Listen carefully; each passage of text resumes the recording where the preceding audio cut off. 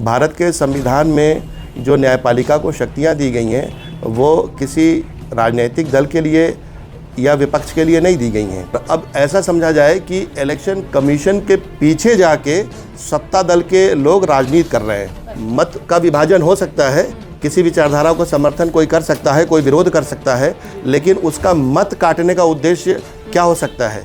तो जिस उद्देश्य के साथ इलेक्शन कमीशन ऑफ इंडिया को भारत के संविधान ने अपनी शक्तियां दी हैं, उन शक्तियों का दुरुपयोग किया जा रहा है। बार बार जिला प्रशासन की ओर से प्रमाण पत्र दिए जाते हैं कि कोई विसंगति या त्रुटि नहीं है और कोई मतदाता छूटा नहीं है। कोई भी अधिकारी जब अपना फंक्शन करता है तो ऑफिशियल डिस्चार्ज करता है अपनी ड्यूटी का, वो कोई निजी कार्य में प्रमाण पत्र नहीं देता। जनता के बीच में यह चर्चा का विषय है कि न्यायपालिका से जो अपेक्षित परिणाम है वो आम आदमी से दूर होता जा रहा है। इलेक्शन कमीशन की ओर से बड़े बड़े वकील खड़े हो जाते हैं। वो खड़े किसके साथ है? आप अपने नागरिकों को क्यों कमज़ोर करना चाहते हो? जिस मुल्क में नागरिक कमज़ोर होगा तो राष्ट्र कभी मजबूत हो ही नहीं सकता। सवाल, जैसे इस वक्त देश में जो सबसे बड़ा मुद्दा है वो है वोट के अधिकार का, वोट चोरी का या वोट डकैती जिसे कही जा रही है, जिसको लेकर वोट अधिकार यात्रा चलाई बाकायदा राहुल गांधी ने, तेजस्वी यादव ने, जिसका कल समापन हुआ पटना में। उसके बाद आज आपने भी कुछ दस्तावेज यहाँ पेश किए हैं और अब 2022 में जो उत्तर प्रदेश में चुनाव हुए थे उसमें किस तरीके की धांधली हुई है और उसको लेकर आपने बड़े आरोप लगाए हैं। तो पहले तो उस पर बात करेंगे कि किस तरीके के आरोप हैं और आप ये कहना चाह रहे हैं कि जो पार्टी अभी इस वक्त सत्ता में है, जो वोट में धांधली हुई है उसके बाद भी वो सत्ताधीन है और अब उन्हीं की पार्टी में, उन्हीं की सत्ता में वहाँ पे जांच चल रही है।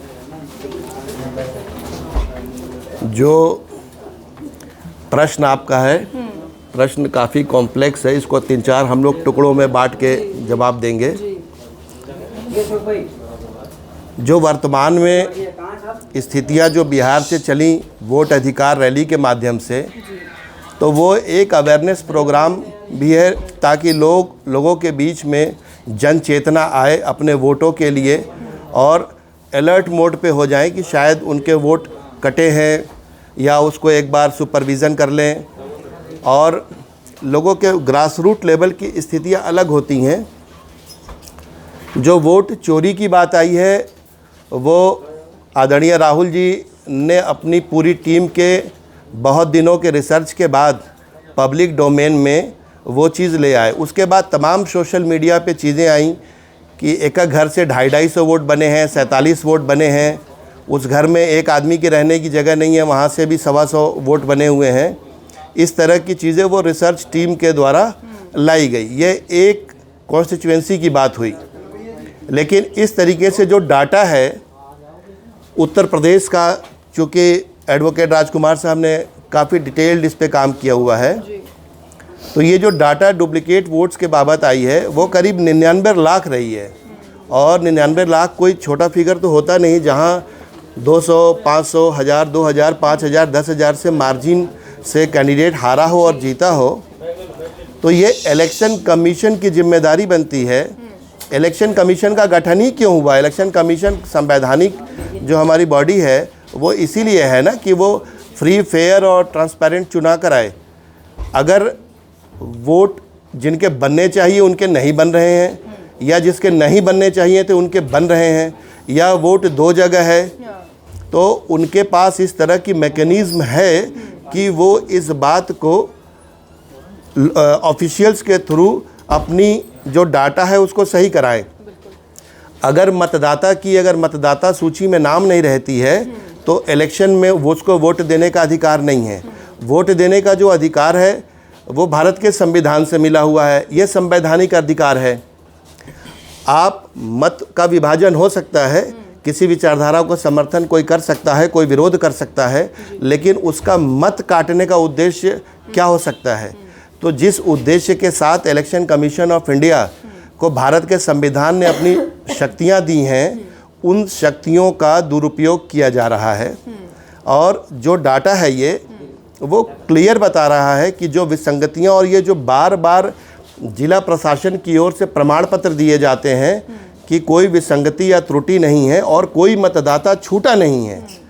क्या कोई अधिकारी प्रमाण पत्र अगर ये देता है अपने सिग्नेचर से, क्योंकि कोई भी अधिकारी जब अपना फंक्शन करता है तो ऑफिशियल डिस्चार्ज करता है अपनी ड्यूटी का, वो कोई निजी कार्य में प्रमाण पत्र नहीं देता।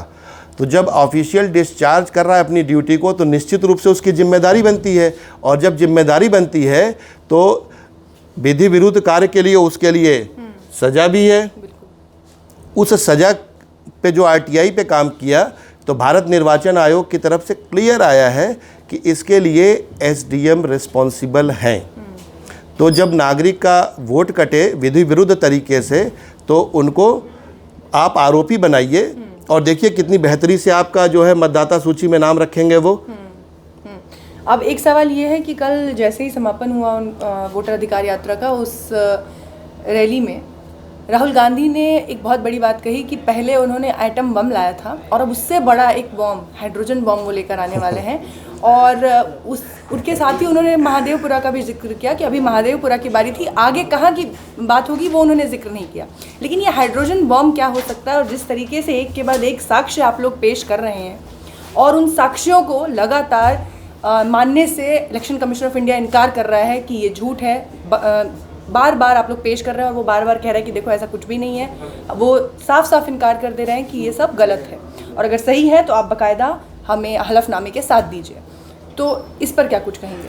जहाँ तक हलफनामे और एफिडेविट की बात है, आपके पास से एडवोकेट राजकुमार जी संविधान बचाओ ट्रस्ट के सबसे एक्टिव और कई ज़िलों में संविधान बचाओ ट्रस्ट के माध्यम से कई लिटिगेशन, मुकदमे और तमाम चीज़ें, नवाम नोटिसेस, तो एफिडेविट आपने सैकड़ों इलेक्शन कमीशन ऑफ इंडिया को भेज रखे हैं।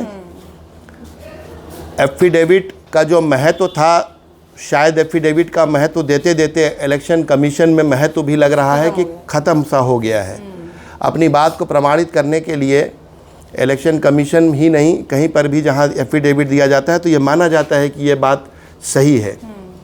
और जो मुकदमे मैं बता रहा हूँ वो मेरे पास डाटा है, और जो और लोगों का रिसर्च वर्क है उससे थोड़ा सा हटके इसलिए है क्योंकि हम लोगों का जो वर्क है उसमें जो पेपर्स, डॉक्यूमेंटेशन है वो इलेक्शन कमीशन ऑफ इंडिया के ही हैं, वो किसी संस्था के, किसी एनजीओ के या किसी प्राइवेट ऑर्गेनाइजेशंस के नहीं हैं। ये सारे जो पेपर्स हैं आपके गेस्टेड ऑफिसर्स के द्वारा जारी किए हुए प्रपत्र जो मैंने आप लोगों को दिए हैं वो हैं, तो इसलिए इसकी प्रामाणिकता पर संदेह नहीं। जी। अब राहुल गांधी के हाइड्रोजन बम पर आपकी क्या राय है कि वो आखिर कौन सा नया बम लेकर आने वाले हैं? लोगों को जगाना, लोगों को अवेयर करना, जागरूक करना, जो ये काम चल रहा है इस मुल्क में और जो आदरणीय राहुल जी कर रहे हैं, हमारे पार्टी के राष्ट्रीय अध्यक्ष अखिलेश जी भी कर रहे हैं और तमाम विपक्ष के नेता कर रहे हैं, इसमें निश्चित रूप से जनता के बीच में एक जन चेतना जग रही है और उनको ये समझ में आ रहा है कि हम लोग ठगे से जा रहे हैं।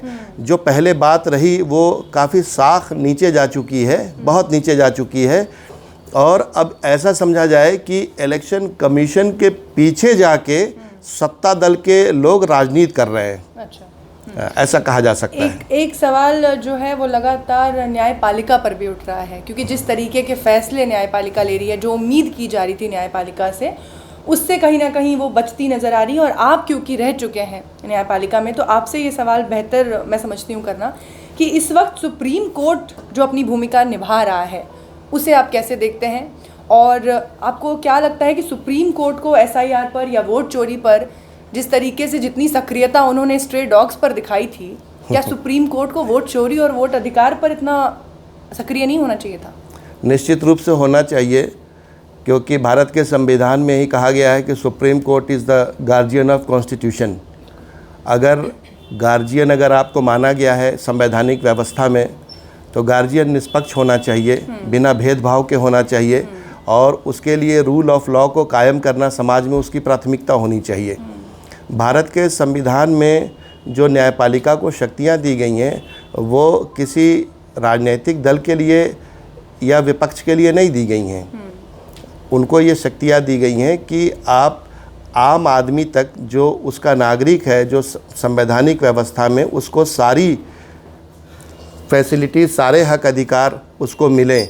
जिस तरीके से वोट काटने के मामले हों चाहे तमाम अन्य मामले हों, जनता के बीच में यह चर्चा का विषय है कि न्यायपालिका से जो अपेक्षित परिणाम है वो आम आदमी से दूर होता जा रहा है। और एक भारत का जो नागरिक ग्रामीण क्षेत्र में रहता है, जो बहुत बड़ी आबादी है हमारे भारत की, उसमें वो अपने एक वोट के अधिकार के लिए वो कहाँ तक लड़ाई लड़े, यह भी एक बहुत बड़ा प्रश्न है। जहाँ सामाजिक और आर्थिक गैर बराबरी इस मुल्क में इतनी बड़ी खाई है कि इतने बड़ी व्यवस्था से कैसे लड़े। हम लोग भी जब आते हैं कोर्ट्स में देखते हैं तमाम तरह के एक्सपेंडिचर्स हैं, इलेक्शन कमीशन की ओर से बड़े बड़े वकील खड़े हो जाते हैं। वो खड़े किसके साथ है? आप अपने नागरिकों को क्यों कमज़ोर करना चाहते हो? जिस मुल्क में नागरिक कमज़ोर होगा तो राष्ट्र कभी मजबूत हो ही नहीं सकता। उसकी जिम्मेदारी भारत के न्यायपालिका को दी गई थी। और जो वर्तमान, चाहे वो कॉलेजियम सिस्टम हो, चाहे अपॉइंटमेंट ऑफ जजेस हो, चाहे जिस तरीके से ट्रांसफ़र को लेकर है, एक अलग तरह की व्यवस्था बनाई जा रही है। लेकिन जो संविधान के मानने वाले लोग हैं, अम्बेडकरवादी लोग हैं, फुले शाह पेरियार के लोग हैं, ये लड़ाई अनवरत चलती रही है और चलती रहेगी। लेकिन जो विपक्ष की सबसे बड़ी बात आ रही है कि वो आज की तारीख में सब एक होकर अपने मुद्दों को रख रहे हैं। इस समय उनके राजनीतिक विचारधारा जो भी कुछ हो, लेकिन आज की तारीख में वो मान चुके हैं, आइडेंटिफाई कर चुके हैं भारत के लोगों के सामने कि हमारा दुश्मन क्या है और उसके लक्ष्य क्या हैं। जी, अब इसी आखिरी सवाल के साथ ख़त्म करती हूँ। सर, आखिरी सवाल ये है कि आपने जो कहा कि जो ये लगातार जो दायरा है लोगों का वो बढ़ रहा है, और सबसे बड़ी बात ये है कि जिन लोगों के वोट कट रहे हैं वो कहाँ तक ये लड़ाई लड़े, कैसे लड़े। सबसे पहला सवाल तो उनके जहन में ये आता है कि आखिर हम कहाँ कंप्लेन करें, किस तरीके से इस आगे लड़ाई को आगे लेकर जाएं।